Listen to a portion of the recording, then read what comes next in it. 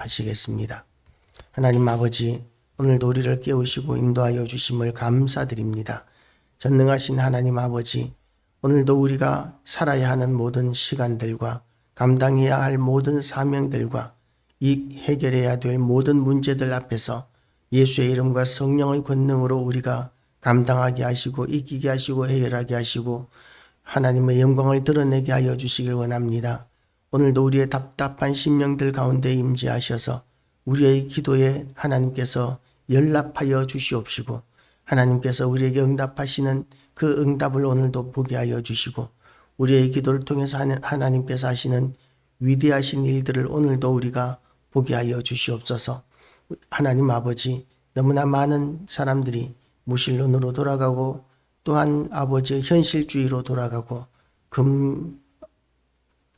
또한 물질 만능주의로 돌아가고 그렇게 아버지 세상이 세속화되고 타락하여 교회는 아버지 많이들 연약해져 가고 있는 상황이라고 합니다. 하나님 아버지, 전능하신 하나님께서 이 땅에 다시 한 번 더 부흥의 불길을 허락하여 주시옵시고 하나님께서 다음 세대를 일으켜 주시옵시며 또한 우리의 모든 가정들도 하나님을 아직까지 믿지 않고 주님의 제단이 나오지 않는 모든 가족들이 하나님의 존전에 돌아오는 역사가 있게 하여 주시옵소서. 하나님께서 우리의 연약한 심령들을 치료하여 주시고 우리의 육신도 치료하시고 하나님께서 회복시키시는 하나님 이심을 우리의 기도를 통해서 우리가 오늘도 확인하게 하시고 또한 우리의 기도를 통해서 많은 사람들이 회복되고 돌아오는 역사가 있게 하여 주시옵소서. 하나님께서 이 시간도 종의 입술 가운데 임재하셔서 온전한 하나님의 말씀만 선포할 수 있도록 도우시고 인도하여 주시기를 원합니다. 말씀을 전하는 자나 듣는 우리 모두가 말씀 앞에 겸손히 은혜 받게 하여 주시옵시고 이 말씀을 통하여 우리가 새로운 피조물로 거듭나는 시간 되게 하여 주시옵소서. 예수 그리스도 이름으로 기도드리옵나이다. 아멘. 오늘도 하나님의 은혜가 우리 모두에게 가득하시기를 주님의 이름으로 축복합니다. 이제 아람 군대가 도망하는 역사가 나타납니다.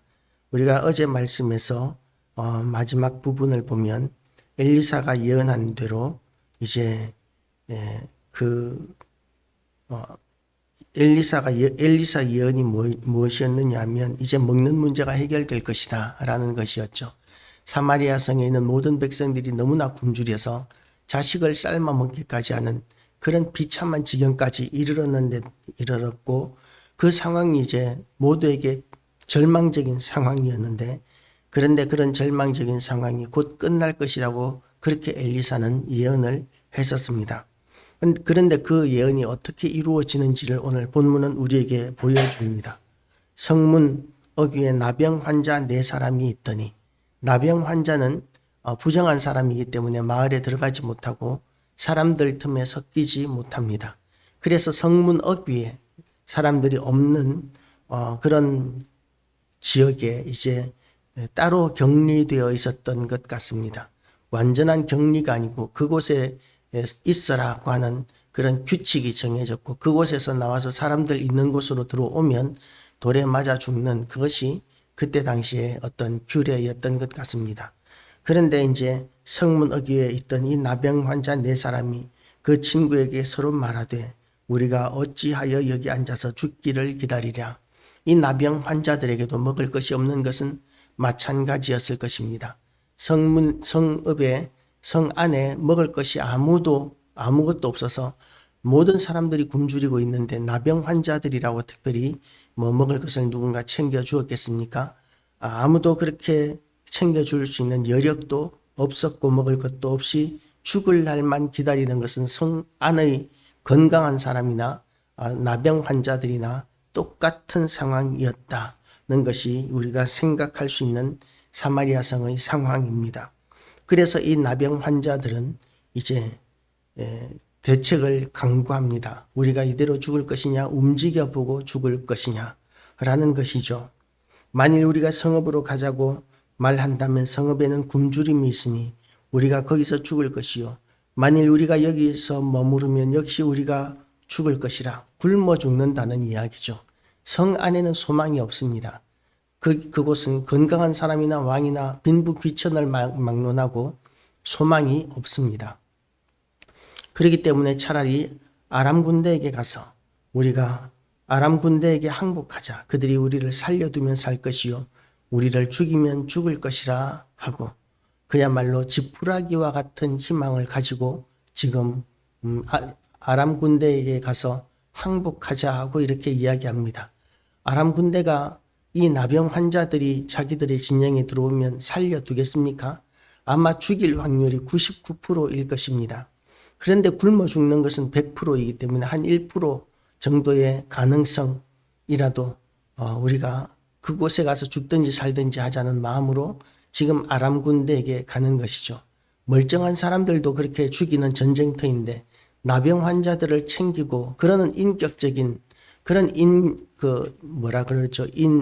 인격이 아니고 인권을 보장해 주는 그런 시대가 아닙니다. 지금 성경에 기록된 이 전쟁의 상황은 그야말로 이기면 다 죽이고 지면 다 죽는 그런 완전히 인권을 무시하는 그런 시대입니다. 그래서 이제 아람 진으로 가려 하여 해질 무렵에 일어나 아람 진영 끝에 이르러서 본즉 그곳에 한 사람도 없으니 한 사람도 없는 아람 군대 때문에 지금 사마리아 성 안에서는 오도 가도 못하고 다 굶어 죽어가고 있는데 성 밖의 아람 군대는 무엇이 두려웠는지 한 사람도 없이 다 도망가고 없습니다. 어떻게 이런 일이 일어났겠습니까? 하나님께서 아람 군대로 병거 소리와 말소리와 큰 군대의 소리를 듣게 하셨으므로 아람 사람이 서로 말하기를 이스라엘 왕이 우리를 치려하여 햇사람의 왕들과 애굽 왕들에게 값을 주고 그들을 우리에게 오게 하였다 하고 해질 무렵에 일어나 도망하되 그 장막과 말과 나귀를 버리고 진영을 그대로 두고 목숨을 위하여 도망하였습니다. 이 얼마나 놀라운 소식입니까? 아람 군대에게는 먹을 것이 충분했었고 그리고 많은 보물들이 있었습니다. 그런데 그 나병 환자들이 진 끝에 이르자 장막에 들어가서 먹고 마시고 은과 금과 의복을 가지고 가서 감추고 다시 와서 다른 장막에 들어가 거기서도 가지고 가서 감추니라. 정신없이 이렇게 챙깁니다. 아무리 나병 환자라 할지라도 재산이 있으면 그러면 편리한 것이 많았을 것입니다. 먹을 것을 구걸할 것이 아니라 사 먹을 수도 있었을 것이고 그리고 좋은 집에 살 수도 있었을 것이고 그리고 좋은 의복을 입을 수도 있었을 것이고 그리고 나병 환자라 할지라도 어떻게든 이렇게 실력 있는 의사에게 진료를 받을 수도 있었을 것입니다. 치료하시는 것은 하나님이시지만 그러나 재산이 있다면 돈이 있다면 그렇게 마음껏 치료받고 또한 먹고 좋은 집에 살고 좋은 옷을 입고 하고 싶은 것을 할 수 있는 그런 편리함이 돈을 소유하였을 때 누릴 수 있게 되는 것이죠. 그러니까 이 나병 환자들에게도 돈은 참으로 귀한 것이었습니다. 그런데 이 돈이, 이 물질이 모든 사람들을 노예로 삼는 지경에 이르렀기 때문에 우리가 물질에 대해서 우리가 많은 교훈들을 가지고 있는 것이지만 이 물질을 우리가 하나님 앞에서 잘 사용한다면 그러면 하나님께서 더 큰 영광을 받으시고 더 큰 일들을 우리의 물질을 통해서 하실 수 있다는 것을 우리는 기억해야 할 것입니다. 나병 환자들이 그렇게 정신없이 자기의 것을 챙기다가 보니까 이제 그 친구에게 서로 말하되 오늘 우리가 이렇게 해서는 아니 되겠도다. 오늘은 아름다운 소식이 있는 날이거늘 우리가 침묵하고 있도다. 만일 밝은 아침까지 기다리면 벌이 우리에게 미치리니 이제 떠나 왕궁에 가서 알리자 하고 이렇게 이 병들어서 그야말로 사람들에게서 미움을 받고 버림을 받고 굶어 죽어가고 있던 이 나병 환자들이 이제 성 안의 사람들을 불쌍히 여기고 그들을 구원할 생각을 지금 하고 있는 것입니다. 이 성 안의 사람들에게는 소망이 없고 절망만이 있습니다. 죽어가고 있었습니다. 그런데 그 성 안의 사람들을 불쌍히 여기는 사람은 힘 있는 사람, 부유한 사람이 아니라 그리고 신분이 높은 사람이 아니라 이 사람은 이 병든 나약한 사람, 보잘것없는 나병 환자들이 지금 이 사마리아 성의 구원이 되고 있는 것입니다. 가서 성읍 문지기를 불러 그들에게 말하여 이르되 우리가 아람 진영에 이르러서 보니 거기에 한 사람도 없고 사람의 소리도 없고 오직 말과 나귀만 메어 있고 장막들이 그대로 있더이다 하는지라. 그가 문지기들을 부르매 그들이 왕궁에 있는 자에게 말하니. 이런 기적이 일어납니다. 하나님께서 엘리사를 통해서 예언하신 그 예언의 말씀은 성 안의 사람들에게는 복음이었을 것입니다. 얼마나 귀하고 놀라운 소식이었겠습니까? 그런데 이런 소식을 들었을 때 사람들의 반응은 두 가지, 아니 세 가지, 몇 가지든 나올 수 있겠죠. 하나는 숨겨놓고, 그나마 먹을 것을 그나마 숨겨놓고 자기와 자기의 가족들만 그렇게 생존을 할 수 있는 그런 사람들도 있었을 것입니다. 베트남이 이제 멸망당하고 월남이라고 그랬죠. 그때는 월남이 공산화되고, 그리고 이제 보트 피플로 수많은 사람들이 조각배를 타고 바다로 도망을 나왔었습니다. 그렇지만 지나가는 어떤 배도 그 보트 피플의 월남 사람들을 그렇게 구원해 주지 않았었습니다. 얼마나 많은 사람들이 죽었을지는 모르겠지만 수많은 사람들이 그 배에서 굶주렸고, 그리고 또한 바다에 그렇게 빠져 죽어갔었던 역사적인 사건을 우리는 알고 있습니다. 그때에 이제 어떤 사람들은 분유를 준비했었다고 합니다. 그 분유를 가지고 그 빡빡하게 이렇게 다들 굶주려 가고 있는 그 사람들 가운데서 이제 자기들의 생명을 이어가는 것이죠. 그 분유로 온 가족들이 그 얼마 되지 않는 분유로 모든 사람들이 굶주리고 있는 가운데서 자기들은 이제 생명을, 배부르게 먹을 수는 없지만 생명을 이어갔다는 그런 이야기를 들은 적이 있습니다. 환난 가운데서도 자기 것만 챙기는 사람들은 굶주림을 면하는 사람도 있었을 것입니다. 그런데 이제 또 어떤 사람들은 절망 가운데서 세상에 그런 일이 어딨어, 아무리 그렇게 해도 우리가 여기서 죽거나 나가서 칼에 맞아 죽거나 죽는 것인데 왜 비참하게 그렇게 칼에 맞아 죽으라고 그래. 그러면서 이렇게 절망 가운데서 그 말을 무시하는 사람도 있었을 것이고, 복음으로 받아들이고 이래 주거나 저래 주거나 나가서 보자, 우리가 정말 살 길이 있는지 정말 먹을 것이 있는지 나가보자, 그러면서 따라 나간 사람들도 있었을 것입니다. 그런 정말 절박하고 어려운 사람들을 이용해서, 악용해서 그들을 사기치는 사람들도 얼마나 많은 시대입니까? 그래서 부유한 사람보다는 절박하게 직장을 구하는 사람, 절박하게 살 길을 찾는 사람들이 훨씬 사기의 대상이 되기가 쉽습니다. 그런데 복음을 전하는데도 사실은 마찬가지입니다. 진정으로 구원의 길이 있고 생명의 길이 여기에 있습니다. 하나님의 말씀에 예수 그리스도께 이 세상의 구원의 소망이 있습니다. 그런데 지금 자기들이 절망적인 상황인 줄도 모르는 사람, 그리고 또한 소망이 있는 줄도 모르는 사람, 그런 사람들이 세상에 얼마나 많이 있는지 모릅니다. 그런 사람들 가운데서 하나님께서는 구원할 자를 택하시고 구원하십니다. 그래서 우리가 감당할 일은 복음을 전하는 일입니다. 그들에게 살 길이 있습니다. 예수 그리스도께 나오면 그들은 영생을 누릴 수 있습니다. 이 세상에서의 고생과 고통은 좀 더 오래 계속될지 모르지만, 그러나 이 세상에서의 삶이 끝이 아니라 우리에게는 영생이 준비되어 있다는 사실을, 인생의 근본적인 문제는 하나님 안에서 다 해결된다는 사실을 전할 사명이 우리에게는 있습니다. 우리가 만약에 구원받는 것만을 목적으로 한다면 우리가 예수 믿고 구원받자마자 막바로 천국 가는 것이 제일 복된 일일 것입니다. 그런데 하나님께서는 우리가 구원받았음에도 불구하고 우리를 아직까지 이 땅에 두셨습니다. 왜냐하면 우리에게 사명을 맡기시기를 원하셨기 때문입니다. 우리에게 주신 사명이 무엇이겠습니까? 우리에게 주신 사명은 이 땅에 예수 그리스도의 이름으로 복음을 선포하는 일입니다. 하나님께서 우리에게 직장을 주시고 직업을 주시고 우리에게 생업을 주신 일이 무엇입니까? 우리에게 물질을 주시고 우리에게 모든 것들을 주신 이유가 무엇입니까? 그 모든 것들을 통하여 우리는 하나님의 뜻을 이루어 드리고 복음을 전파할 비전, 그 비전을 가지게 하시기 위해서 하나님께서는 우리의 길을 열어주시고 꿈을 꾸게 하셨습니다. 그래서 우리는 우리의 사명을 위하여 꿈을 꾸고, 그리고 또 그 꿈이 이루어지는 것을 통해서 우리는 또한 사명을 감당하는 그런 삶이 우리는 되어야 할 것입니다.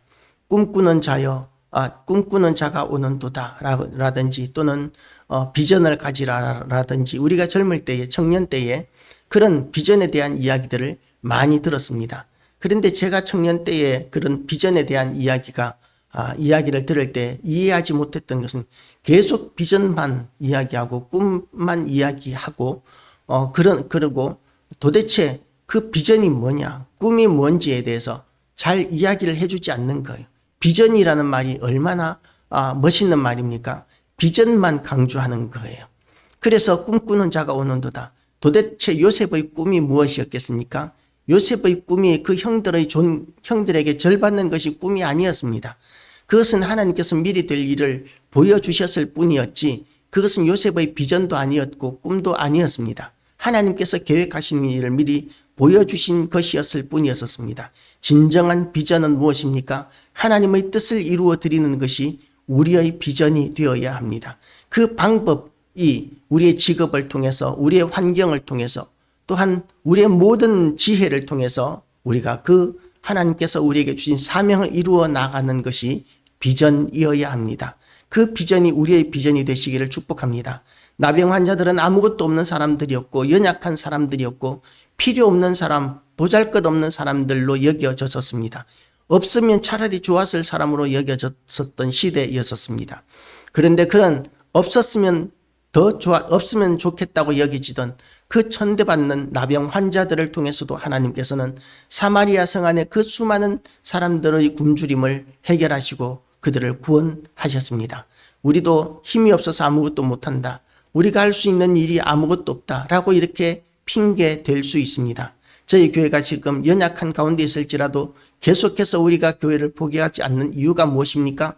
우리가 이렇게 예배를 드리면서 이것을 유튜브로 올리고 그리고 그것을 통해서라도 복음이 온 세상에 전파되는 그 일이 우리에게 주신 사명이라고 여기기에 우리가 지금 이렇게 감당하고 있는 것이죠. 성도들의 삶도 마찬가지입니다. 우리는 가난하기 때문에 나는 건강에 문제가 있기 때문에 환경이 안 되기 때문에 여건이 안 되기 때문에 우리가 할 수 있는 일이 없다고 이렇게 핑계댈 수 없습니다. 우리에게 주어진 모든 상황 가운데서 우리는 감당할 수 있는 일들을 충성스럽게 감당할 때에 하나님께서는 하나님 앞에 우리가 섰을 때에 착하고 충성된 종아 네가 작은 일에 충성하였으니 내가 많은 것으로 갚아주리라고 그렇게 우리에게 약속해 주실 것입니다. 그런 은혜로운 약속의 말씀을 오늘도 붙들고 오늘도 하나님 앞에 충성하고 헌신하여서 하나님께서 우리에게 주신 사명과 비전을 이루어 가기를 결단하는 그런 귀한 시간 되시기를 주님의 이름으로 축복합니다. 기도하시겠습니다. 하나님 아버지, 우리가 비록 연약하지만 우리가 또한 어렵고 할 수 있는 일들이 아무것도 없다고 여겨지는 환경 가운데 있을지라도 우리가 하나님을 의지하며 주님 존전에 예배를 드리고 하나님의 말씀을 선포합니다. 우리가 할 수 있는 가장 최선의 일들을 우리가 찾아서 우리가 감당하기를 원하오니 하나님 아버지께서 우리가 하는 이 작은 몸짓에 대하여 하나님의 크신 능력을 덮으시고 형통하게 하시고 그래서 하나님께서 우리에게 주신 사명을 감당하는 일에 더욱더 잘하게 하여 주시옵시고 또한 우리에게 주신 모든 여건을 사용하여 하나님의 뜻을 이루어 드리는 것이 우리의 비전이 되게 하여 주시옵소서. 예수 그리스도 이름으로 기도드리옵나이다. 아멘.